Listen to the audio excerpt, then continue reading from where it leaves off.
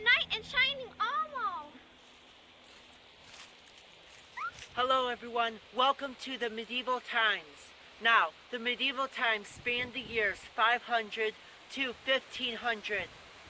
There's a knight in shining armor. Welcome, my class, to Chapter 12 and the medieval times. After Charlemagne's empire started to crumble, a new law and order and government took over the Europe continent. That would be feudalism. Now, it seems to me we've already kind of touched on a form of feudalism on another chapter. Does anybody remember where that was? Japan. That's right. So let's compare Japan with Europe. So the shoguns would have been the kings of Europe, and the daimos would have been like the lords. They were the ones that were controlling all the land in the area, the sections. And then the samurai's counterparts are pretty much like the nobles who represented or became the knights. Although the reasons for loyalty and service were different between the samurai and the knights, they still both lived by a certain code in life. Now, the code of ethics for the knights was called chivalry, all right? And another thing you read about was how long it took for a young boy to train to achieve knighthood. It wasn't an overnight thing. It took years. They started at 7 all the way up until they were crowned a knight. And so I thought to myself, wouldn't it be more fun to learn about a little bit more about the swords and their tactics in battle? Because they didn't just learn warfare for war, but they also learned it for entertainment and sport. So I called up a friend, and we've got a little tutorial to show you. Let's go see. Hello, my peoples, and welcome to the next part of medieval times. Today I have a special treat for you. I am at a friend of mine's house, and Braden and his friend David have agreed to talk through and show us a little bit about what it is to be a knight and swordsmanship and battle tactics. So sit back and enjoy a little bit of fencing. Go.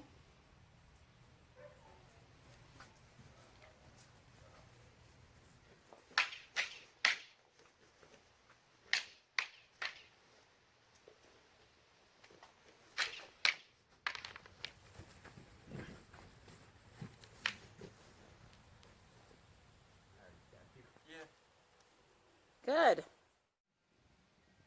Hey guys, so today we are going to be talking a little bit about swords and sword anatomy.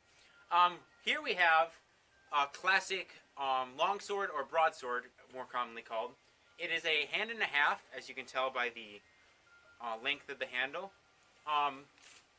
With this sword, you have certain parts. You have the blade, as seen. Then you have the guard, and then the handle and the pommel.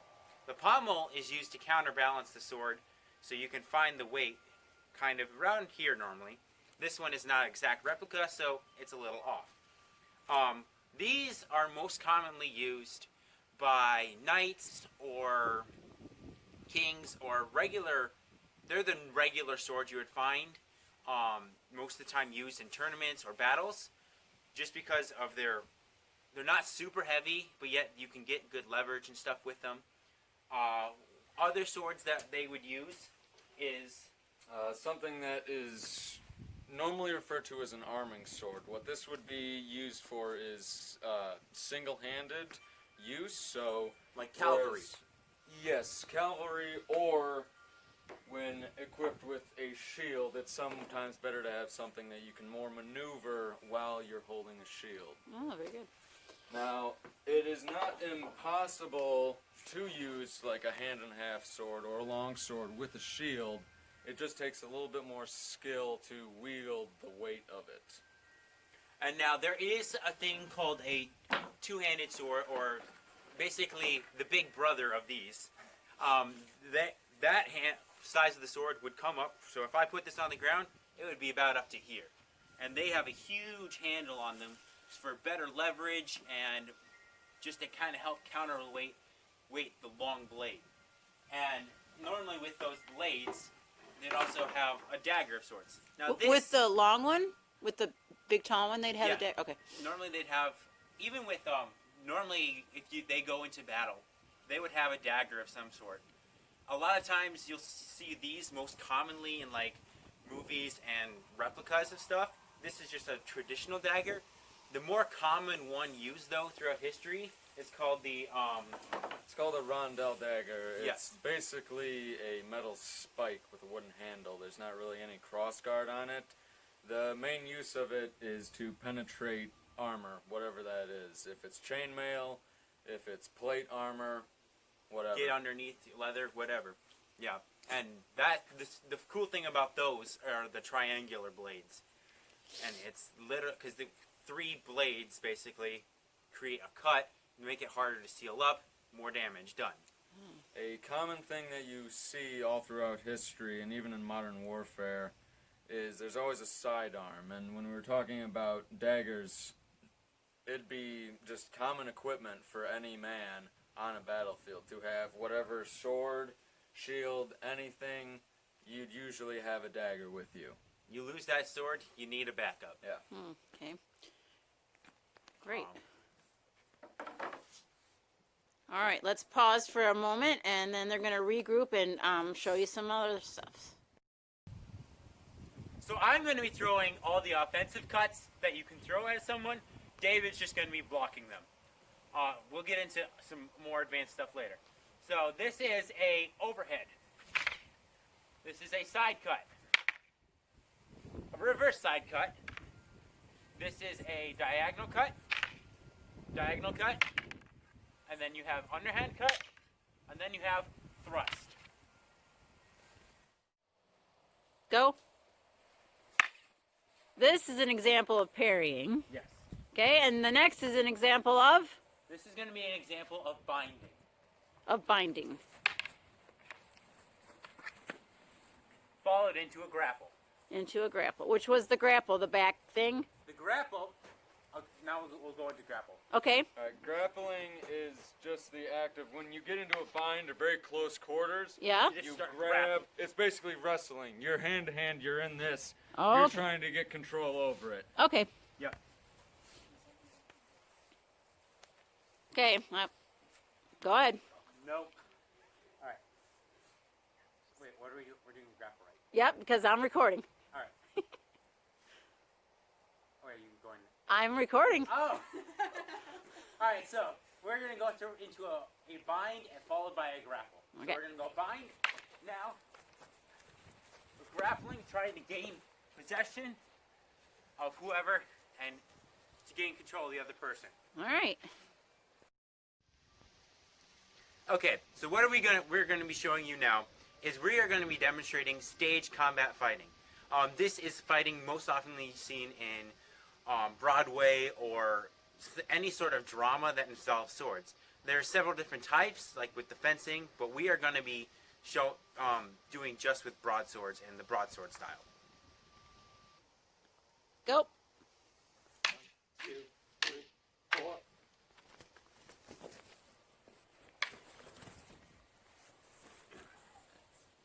And end. Alright, now we're going to be demonstrating tournament style. This is used for tournaments in like medieval times for fairs where the knights would come together and show their skills without actually murder involved. We are going to be using and going off of HEMA, which stands for Historical European Martial Arts.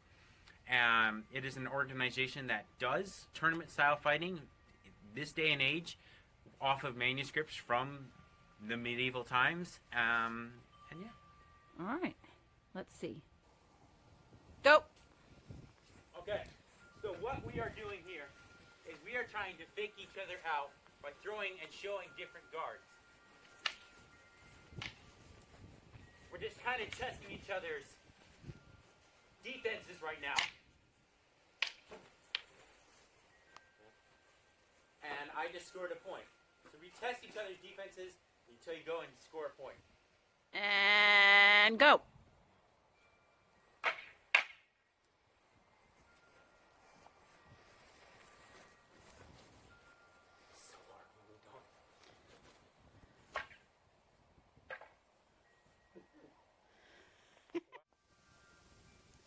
Okay, so for this fight, I brought a few friends. We are going to be doing basically just full-out combat. This is what you'd see in an actual battle, minus the injuries, hopefully. Okay, but the young lady in the back isn't actually using a staff. She would be using a spear. Is that Yes, correct? Okay, she so is representing a spear, but we're not actually going to put a warhead on it, so all right. she's just getting a staff. Okay, one moment then. Go.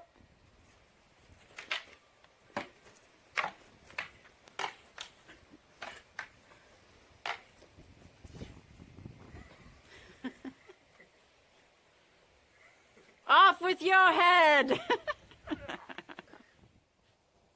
And that is a bunch of the sword play put together.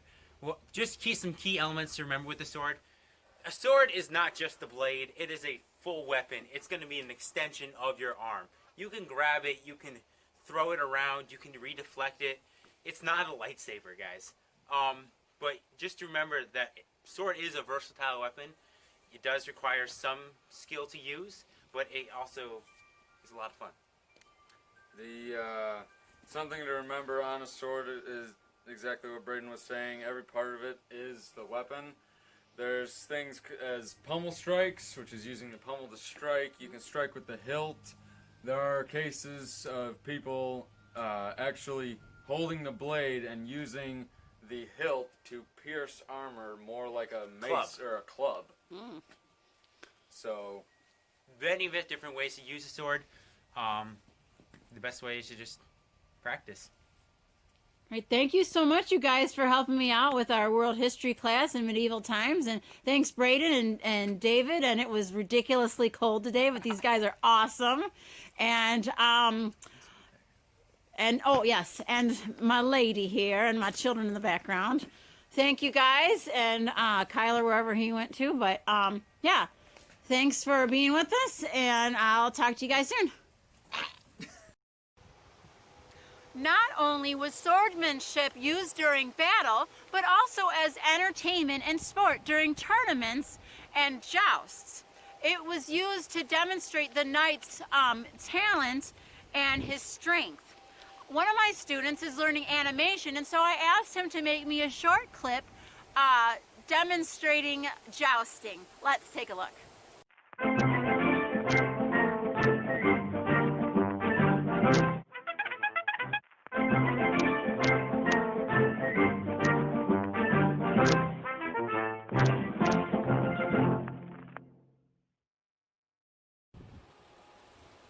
In battle, the knights also had to carry a kind of an ID card. That way, people around them knew if they were friend or foe, and so they also knew who they were coming up against. This form of identification was called heraldry, and it often showed up on their shield as their coat of arms. All right, my people, this is a picture, an example of a coat of arms. It is my husband's family line, his father's side, okay? This, I found out, dates back to the 13th century and is linked to the Anglo-Saxons, which I thought was interesting. At the bottom, you see some wording. It is Latin, and it says Semper Paratus, which translated means always prepared. The crest motto was added in the 1700s, and so it's not an original thing from 1300s. It was added later on. But every part of the coat of arms stood for something important. So the color white stood for truth, sincerity, or peace. The color red stood for military strength, warrior, or martyr. The helmet right here could be displayed two different ways. This one is sideways with the visor down, which stood for gentleman. Now, if the helmet was facing out or towards you with the visor up, it meant a knight. I thought that was interesting because this one stands for gentleman, but the hand holding the lance at the top is said to represent active service as a knight. So perhaps this gentleman was on a special mission or a special battle for the king at this time. Okay, the lion in the middle usually represented England, although it could also represent courage, nobility, royalty, or valor. It seems to be that on most of the coat of arms there was a cross somehow. There's like 20 different ways to display a cross. These designs here are the cross design. They're called a cross fleuret, and they stood for one who is conquered. It was really neat finding out about my husband's family line this way. And it was also really neat to find out there is over 150 symbols that could be used to make the crest and design it. My husband's grandfather came from England around 1926 on a work permit to Canada, and then later on joined his sister and brother-in-law in the northern states. So it was easy to find out information because it was not too long ago that he came over, and so this information is passed down from my husband's most favorite uncle, we call Uncle. So it's just interesting. So thanks for listening about that. Back in Roman law, property included the right to hunt. And this idea continued all the way through the Moravian reign. For example, Charlemagne loved to hunt and continued to do it until his death when he was 72. The lords who had the land dominated it by hunting. By the 12th century, especially in England, large tracts of land became known as royal forests, with large amounts of game animals that were protected by the gamekeepers. If you guys have ever watched Robin Hood, some of the black and white ones, or with Errol Flynn, then that's the idea. Robin Hood would steal from the rich to feed the poor in the king's royal forests, okay? The serfs were not allowed to hunt there, and if they were caught, it was punishable by death or very severely, okay? But hunting was done by everybody. But it became a very important pastime for the noblemen. In fact, it was so important they used it for training for war, for social interactment, and for the measurement of their nobility. The essential tools of a medieval hunter was not only his weapon, but his animals, his horse, his hound, and his hawk. There are several ways for hunting, but I wanted to take a minute to talk about falconry. Falconry is still studied and used today, even in the United States. My husband's cousin Paul is licensed in this form of hunting, so I called him up. He explained to me that there are 3 different types of falcons or hawks that were used throughout the centuries. First is the long wing, which is like this bird right here. They are good for hunting other birds like pheasants or ducks. The peregrine falcon, like pictured, is said to be the fastest bird on earth. It can reach over 300 miles an hour in a dive or stoop when it is hunting, and especially over open fields. Next is the short wing. They are very quick. They're good for woods and low-lying areas, and they are great at catching rabbits and small rodents. And next is the buzzard family, where the red-tailed hawk fits in. They like to eat what they catch, and they're also able to eat stuff that is a week old. Now, in the United States, falconry, you are required to apprentice for 2 years under an experienced falconer before you can take a written exam. After passing, you receive your license and a first bird. Now, because the birds are protected by the government in the United States, people are only allowed to take a passage hawk, a bird that has left the nest but is still under a year old. Cousin Paul uses the most popular sort of hawk in falconry these days. It is a Harris hawk. These birds are like the best of both worlds. They are the only social bird of prey able to hunt with other hawks and even dogs. They usually hunt in a pack called a cast of 2 to 3. During medieval times, before the use of a whole dog or smaller breeds, ferrets were used to flush out rabbits and small animals. Then the nobleman could release his hawk to catch the animal. Now, during the Black Plague, which we'll talk about in a little bit, it was thought that that's when they started breeding down the smaller dogs to make them even smaller. And they used the smaller dogs to hunt out and flush out rats, okay? Because they thought the rats was what was bringing the Black Death or the Black Plague, Okay, seeing how the Dachshunds and the smaller breeds were excellent for small holes and ferreting out the rats, they thought they would use them in hunting as well, because not only could they get down the holes for where the rabbits were, but they were also great with tracking. So then they stopped using ferrets. Cousin Paul uses Kaninchen, which is German for a rabbit dog. This term is used for Dachshunds that are under 7.7 pounds and have a 31 centimeter chest or smaller. His breed, as shown here with his wife and daughter, have long hair. Paul has had his bird for 23 years, and now, as you can see, this is his son holding the Harris hawk and one of their dogs. He is also training him in the fine art as well. Sitting by this fire reminded me of the castles during medieval times and how chilly they got. Did you know that there was pretty much a fireplace or an open pit in every room in the castle? Wow. So, with that in mind, let's take a look at some of the castles that would have been built during medieval times around Europe.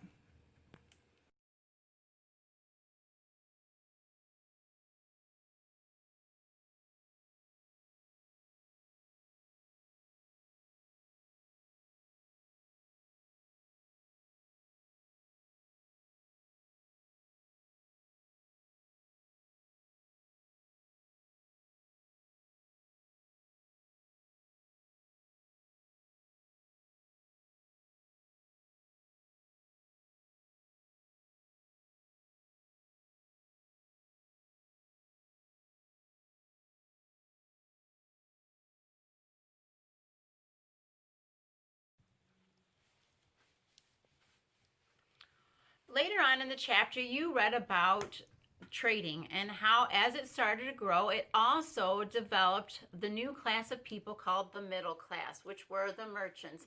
And with them, free cities outside of the manor started to spring up. Now, with all this trade and happiness that it involved, let's see what they say.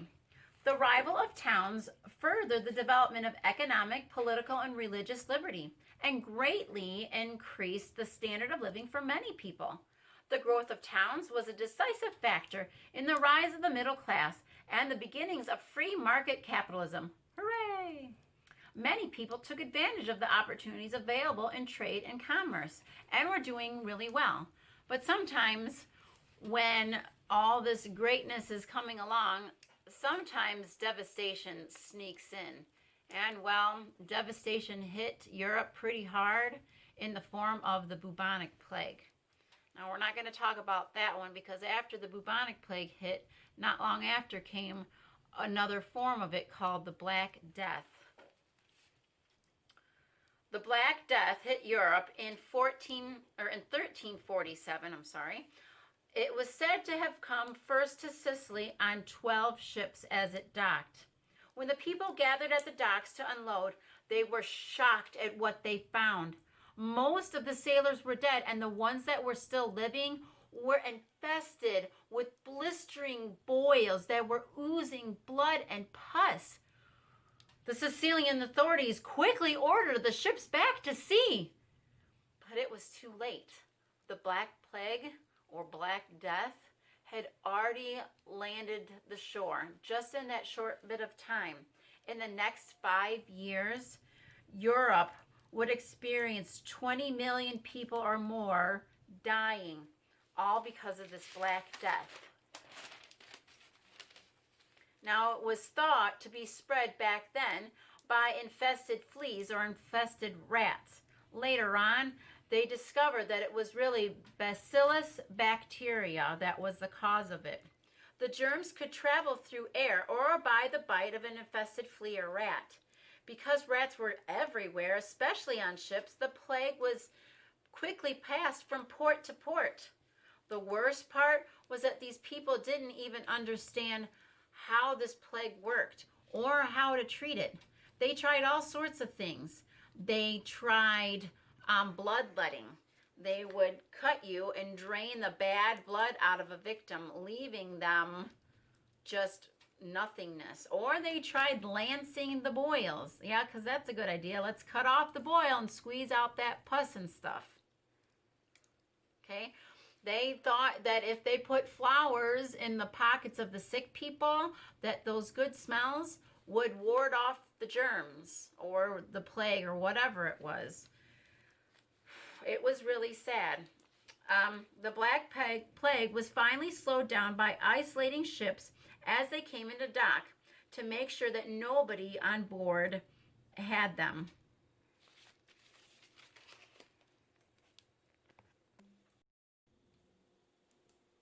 As a side note, some scholars think that the nursery rhyme Ring Around the Rosie was written to describe the symptoms of the Black Death Plague. So if you think about it, ring around the rosy, pocket full of posies, ashes, ashes, we all fall down.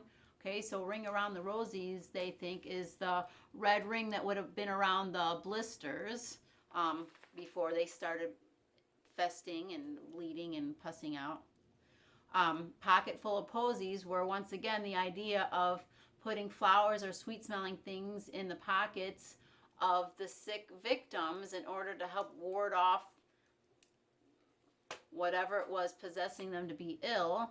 Ashes, ashes, they had to burn everything that the plagued person had touched.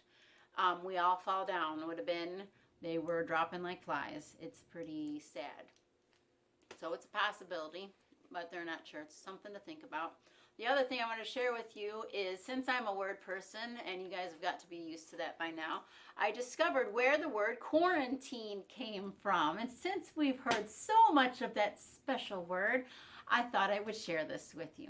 Okay, so quarantine comes from quarantina, a Venetian word meaning 40 days. Okay, praise Jesus.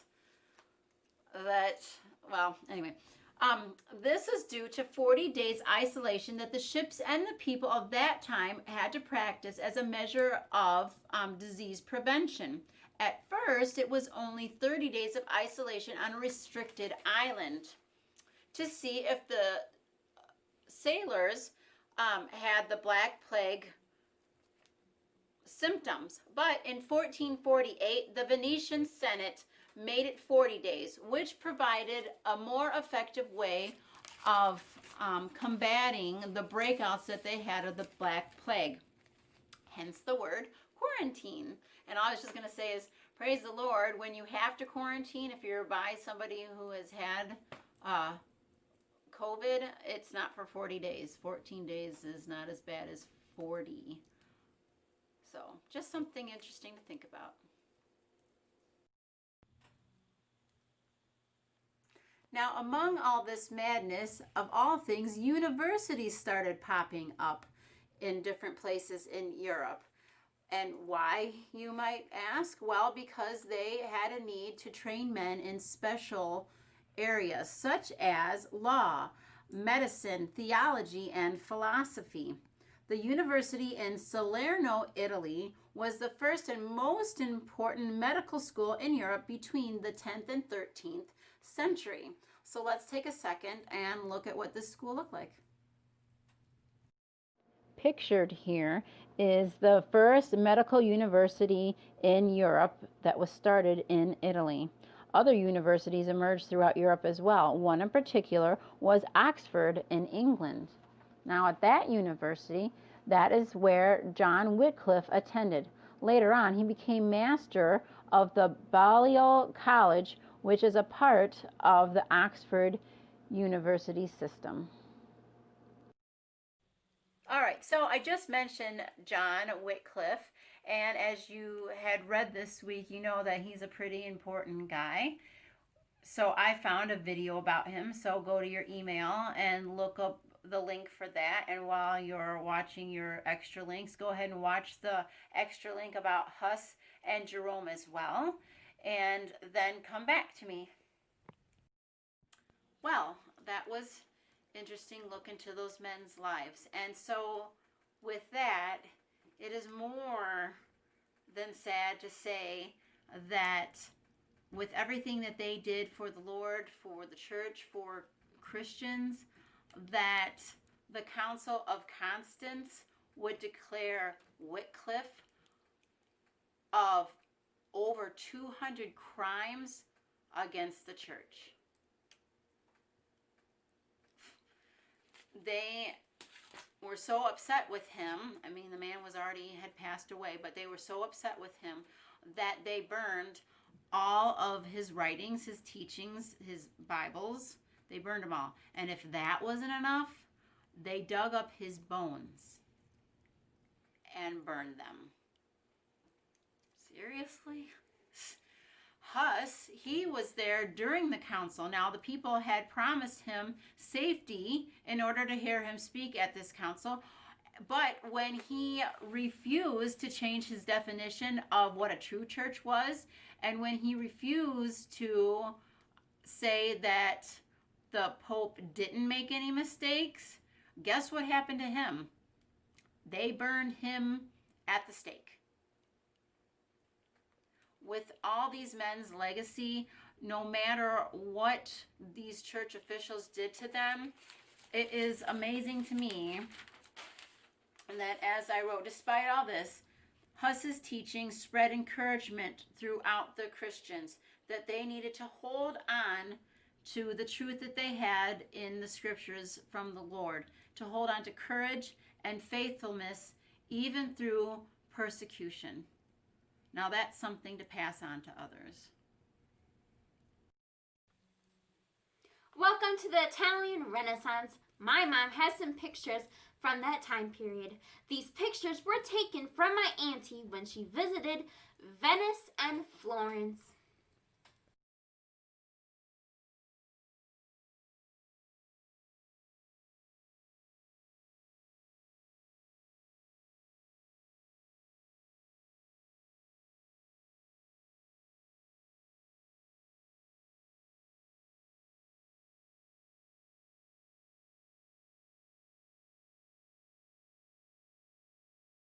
So after viewing all that artwork, some of it was pretty amazing. And I'm so thankful my sister was able to share that stuff with me. Thanks, sis.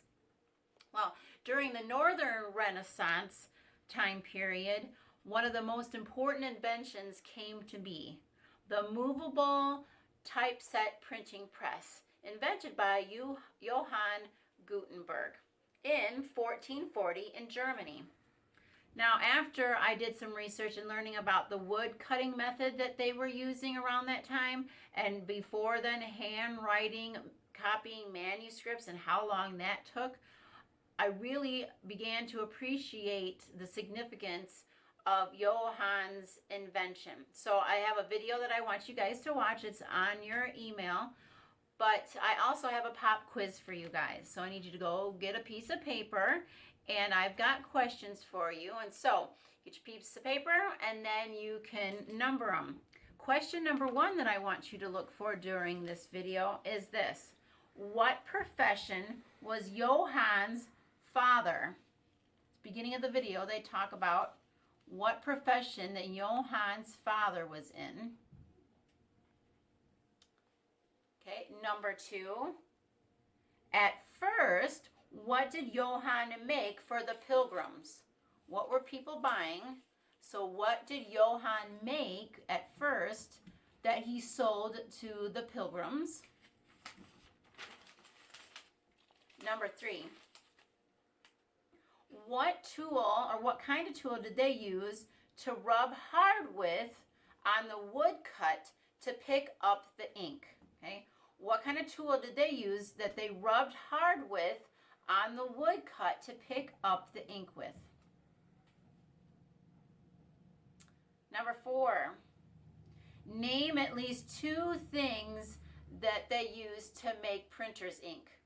There was 3 that they said, but give me at least 2 of the things that they used to make the printer's ink. They're interesting. Number 5. It took Johann 2 years to make how many copies of the Latin Bible? It took him 2 years to print off how many copies of the Latin Bible? And the last question is, when did the first daily newspaper begin to be printed? In what year was was the first daily newspaper printed? Okay, those are your 6 questions. Go ahead and watch your video and come back to me. Well, you guys, this pretty much wraps up chapter 12. Thanks so much for watching. I do want to point out in your binder, I accidentally forgot to tell my typist that for Monday you guys have test 4. It is an open book test. I forgot to have that put in on your binder, but it is open book, so do your test on book 4. Enjoy next week. It's only schoolwork for Monday, Tuesday, Wednesday. Have a happy holiday, and I will see you guys in a week or so with chapter 13. Goodbye, goodbye, goodbye. Who are you saying goodbye to? My royal so